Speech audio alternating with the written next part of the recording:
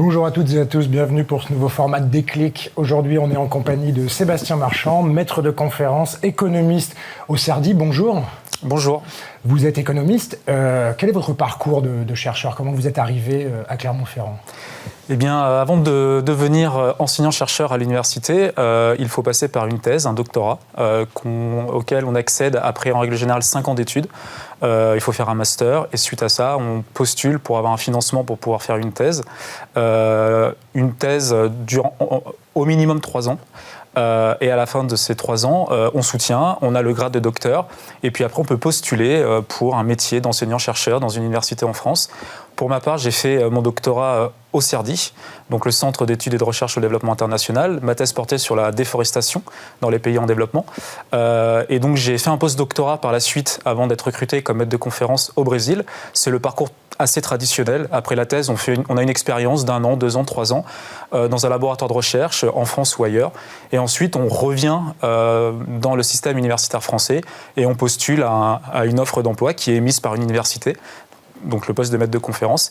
Donc moi, j'ai eu la chance d'être recruté en 2013 par l'UCA.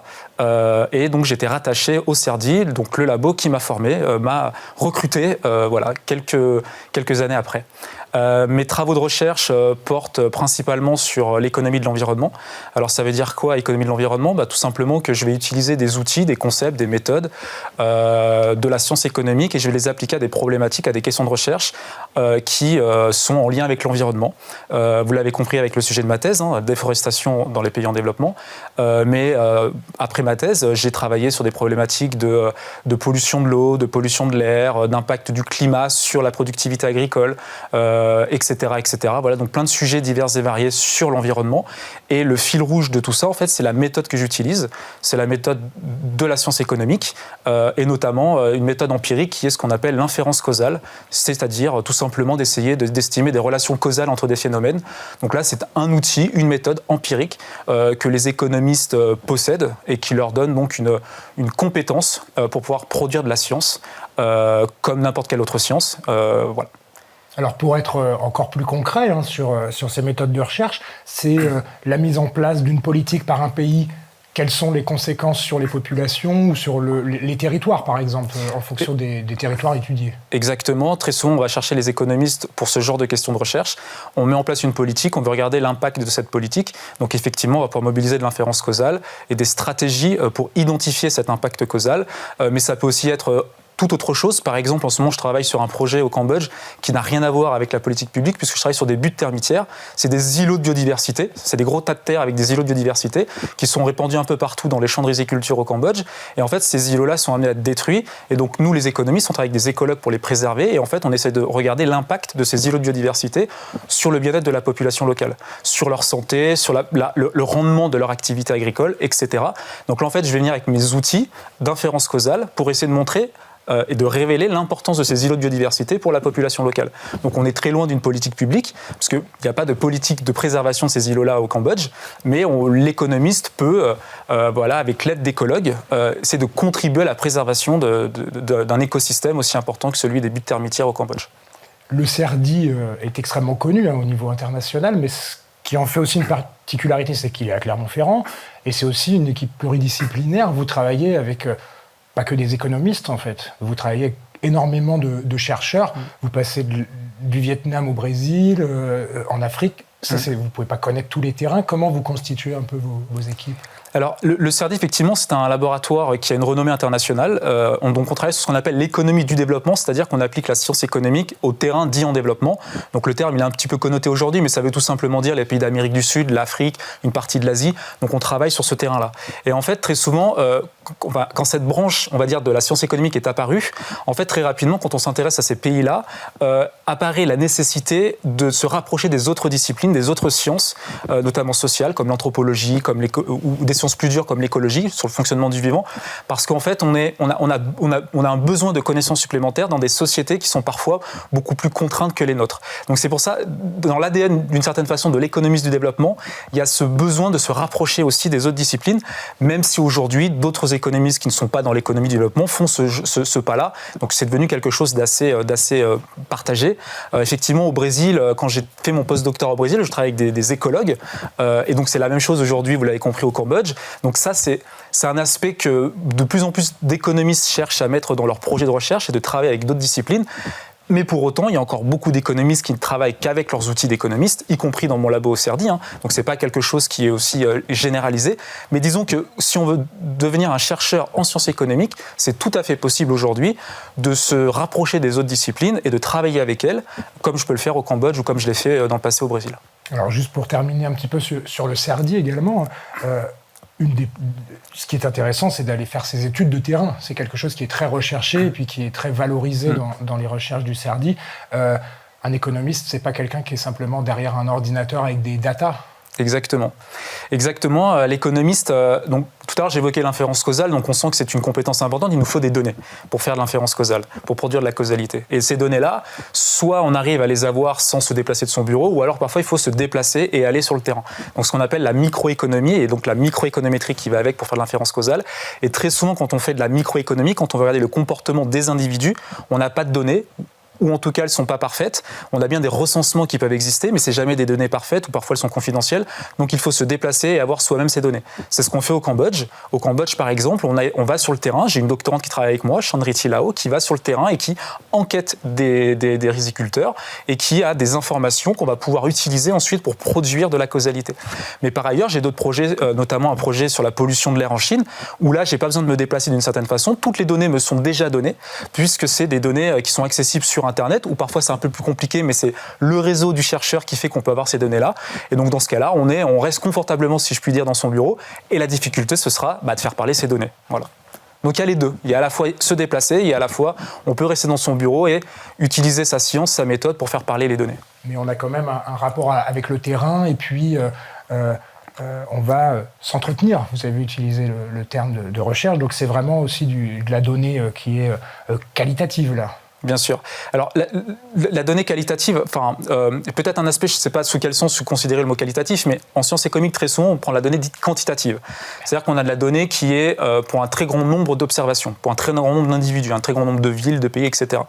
Mais effectivement, tout à l'heure, quand je disais je ne sors pas de mon bureau pour avoir les données, notamment sur la pollution de l'air en Chine, il y a bien évidemment, je ne suis pas déconnecté de la réalité. Quand on fait ce genre de métier-là, ce genre de recherche en économie, on reste connecté, bien évidemment, à la société. Je travaille avec quelqu'un qui est en Chine, on essaye de partager notre recherche avec nos pairs, mais également avec les décideurs publics en Chine, des think tanks, des ONG, le grand public. L'idée, bien évidemment, c'est qu'une fois qu'on a produit notre recherche, même si les données, on les a eues sans sortir de notre bureau, une fois qu'on a produit la recherche, il faut sortir du bureau d'une certaine façon et présenter ses résultats, essayer de toucher le plus de monde possible pour essayer de changer les choses modestement. Donc il y a cette dimension importante dans le métier de l'économiste qui est aussi diffuser sa connaissance et être au contact de celles et ceux notamment qui peuvent prendre des décisions pour modifier les choses. C'est pour ça qu'on a souvent beaucoup d'économistes au contact des hommes et des femmes politiques. C'est pour ça qu'on retrouve des membres du CERDI, au FMI et dans un certain nombre d'autres endroits. Exactement. Revenons plus précisément sur cette thématique de recherche, sur la Chine, comment vous en êtes arrivé à ouvrir ce champ de recherche sur la pollution et les médias en Chine ? Alors ce champ de recherche, il est venu un petit peu de façon, on va dire... comment dirais-je, un peu contingente, c'est le hasard d'une certaine façon. C'est comme ça souvent que les projets peuvent naître dans la recherche, c'est pas forcément des choses qui tombent d'en haut. En fait, c'est une discussion avec l'un de mes collègues chinois, Huang Xiuguo, qui a fait sa thèse au CERDI il y a pas mal d'années, avec qui j'avais travaillé. Donc on a plusieurs publications ensemble sur des problématiques de riz en Chine, donc rien à voir. Et donc il était venu en visiting ici, puis tout simplement à l'occasion de discussion, on parlait justement du rôle des médias en Chine, la pollution de l'air, etc., les efforts qui avaient été faits, les contraintes, etc. Et puis voilà, le projet a émergé comme ça. Et suite à ça, en fait, on ne savait pas si on avait une question de recherche, on ne savait pas si on pouvait traiter cette chose-là. Et souvent, l'étape d'après pour un économiste, quand il sent qu'il y a une question qui l'intéresse, la question c'est est-ce qu'il y a des données ? Est-ce qu'on peut trouver des données sur cette chose qui nous intéresse ? Et effectivement, en grattant un petit peu, on s'est rendu compte qu'il y avait énormément de données. Alors sur la pollution de l'air, on le savait, il y a des données qui sont accessibles sans trop de problèmes sur la qualité de l'air en Chine, à des niveaux très fins, notamment au niveau ville, etc. Par contre, sur les médias, on ne savait pas trop si on avait des données. Donc là, en regardant un petit peu, on s'est rendu compte qu'il y avait des données qui existaient sur les médias, et notamment les articles de presse sur Internet. C'est ça qu'on utilise nous. Des algorithmes vont produire de l'information à partir de l'information que eux vont récupérer sur Internet en balayant le web. Voilà, ils fabriquent de l'information, les algorithmes, et donc on a pu nous saisir cette information-là, la greffer à la pollution de l'air et traiter notre question de recherche. Et justement, en traitant cette question de recherche, qu'est-ce que vous avez commencé à découvrir a priori, plus on imagine, plus on parle d'un sujet dans les médias, plus la population est sensibilisée. Mais ça, encore faut-il le démontrer. Exactement. Alors, la porte d'entrée quand même dans ce projet-là, quand je disais que la pollution de l'air, c'est quelque chose sur laquelle on était assez confiant au niveau des données, c'est que dans le contexte chinois, la pollution de l'air est un vrai risque environnemental. En fait, la pollution de l'air est très importante en Chine, mais elle a tendance à énormément diminuer depuis une dizaine d'années l'arrivée au pouvoir de Xi Jinping. Donc en fait, l'arrivée du président actuel chinois a en fait coïncidé avec le lancement d'une politique publique très ambitieuse de lutte contre la pollution de l'air en Chine. Et au dire des experts, ce qu'a réussi à faire la Chine en matière d'amélioration de la qualité de l'air en une dizaine d'années est extraordinaire. Aucun pays au monde n'avait réussi ça. Alors bien évidemment, c'est par des mesures très importantes, et notamment une qui est le fait de mettre des stations de monitoring, des stations pour mesurer la qualité de l'air partout dans le pays. Et ces stations-là donnent la qualité de l'air, mesurent la qualité de l'air, et en même temps, elles donnent automatiquement l'information sur Internet. Donc depuis 2013, la Chine a développé ce type de système-là, et donc les Chinois, depuis une dizaine d'années, ont pris connaissance et conscience de l'importance de ce risque environnemental qui est la pollution de l'air, qui résulte de leur comportement, de production, de transport, de consommation, etc. Donc on est dans ce contexte particulier chinois, nous, où en fait les Chinois ont pris conscience de cette chose-là. Et ce qu'on voulait regarder, c'est le rôle des médias là-dedans. Est-ce que les médias d'une certaine façon, appuie un petit peu sur cette prise de connaissance générale des Chinois. Et est-ce que finalement la façon dont les médias traitent cette information, qui est maintenant accessible à tout le monde, est-ce que la façon de traiter cette information, et notamment le contenu émotionnel dans les articles, qui est le sentiment général qu'un article peut évoquer chez le lecteur, est-ce que cette chose-là peut impacter le comportement des Chinois, de ceux qui habitent en Chine, et donc ça va se traduire par plus ou moins de pollution.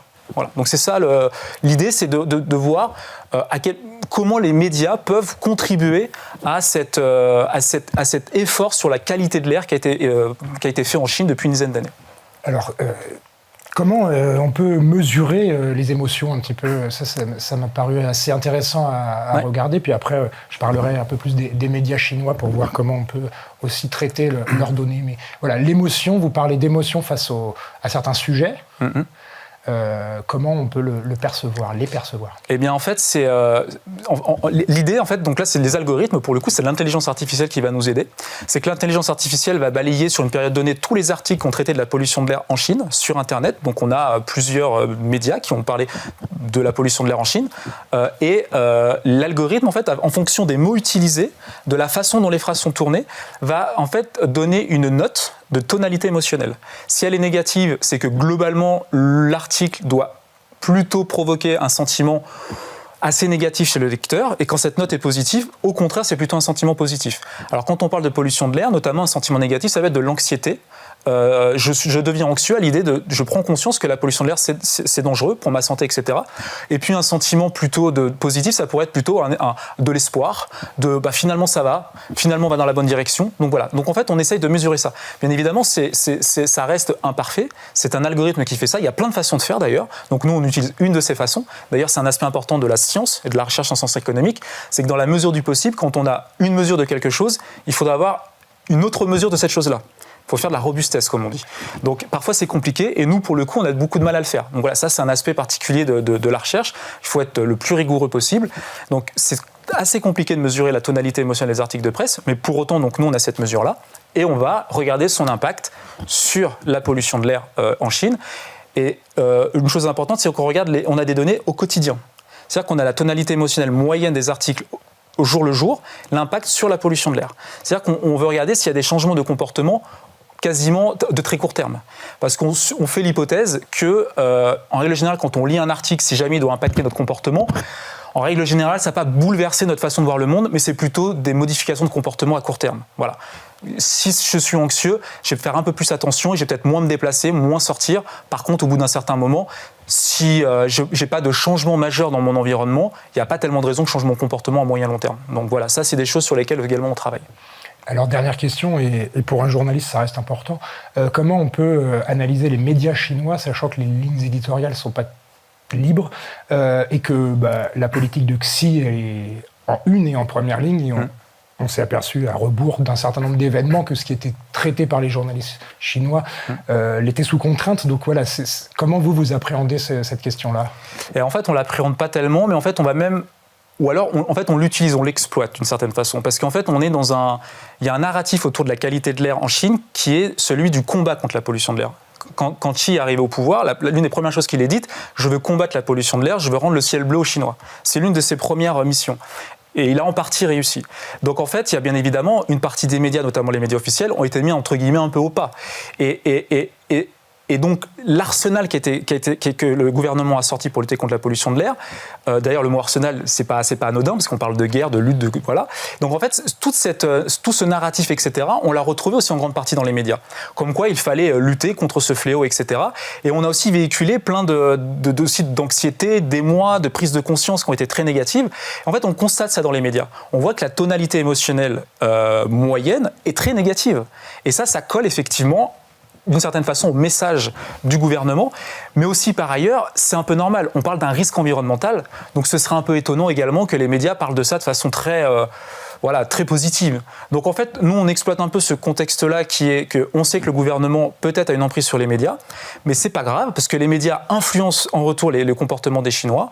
Et en fait, on voulait simplement voir justement dans ce contexte-là, est-ce qu'effectivement il y a un prolongement au travers des médias de cette amélioration de la qualité de l'air. Et le résultat principal, d'ailleurs, il est relativement simple, c'est qu'on constate qu'une dégradation de la tonalité émotionnelle s'accompagne d'une baisse de la qualité de la pollution de l'air. Donc quand les émotions deviennent négatives, la pollution diminue.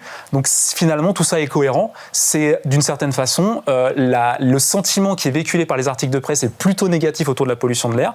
Et ça provoque des comportements chez les Chinois, que ce soit des producteurs, des consommateurs, des ménages, on ne sait pas, parce qu'on est au niveau ville, mais ça provoque des comportements qui les amènent finalement à moins polluer. Donc ça veut dire quoi? Peut-être moins se déplacer, moins faire d'activités en dehors qui généreraient de la pollution, etc. Alors je ne veux pas rentrer dans le détail, mais dans notre projet de recherche, on essaye d'aller plus loin et de tester ces explications-là. Mais ça nous amènerait à être un peu plus long. Mais c'est notre principal résultat, cet effet négatif de la tonalité émotionnelle sur la pollution de l'air. Et ensuite, on essaye d'expliquer ça par plein d'autres variables. Et ça fait partie aussi des travaux, ou en tout cas des outils du chercheur en économie. Parfait. Merci beaucoup. Merci.